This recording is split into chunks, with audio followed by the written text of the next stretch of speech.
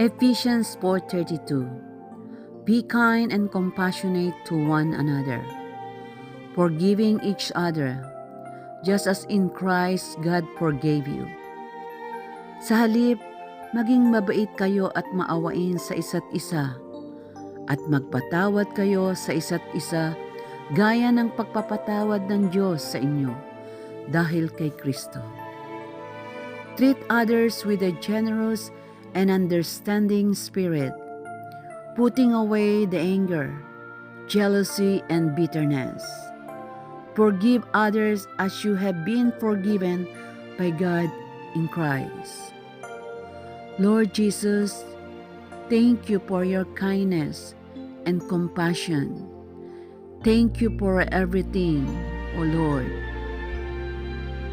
Thank you. Amen.